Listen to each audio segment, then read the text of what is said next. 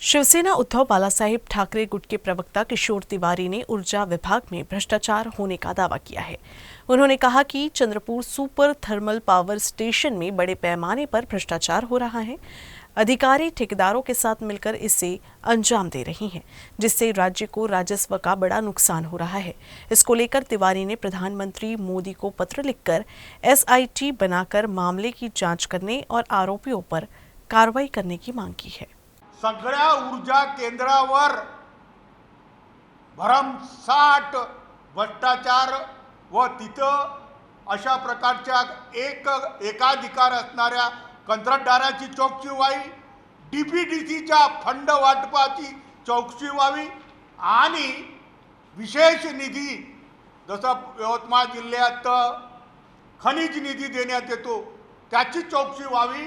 त्याच्या वाटपामध्ये पहिले आमदार लोक 10% पैसे खायचे, आता हे 50% पैसे खातात आणि कामं होत नाही।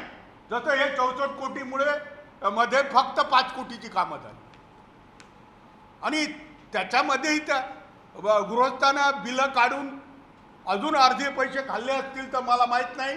मात्र भ्रष्ट माणसाला नियुक्त करणे, स्वतःच्या नातलगाला आणून नियुक्त करणे, त्याच्याकडून काम करून घेणे हे प्रकार भाजपला अपेक्षित नव्हते। मात्र भाजपच्या मंत्र्याच्या खात्यात असा भ्रष्टाचार होतो याची चौकशी त्यांनी राजीनामा देऊन करावी।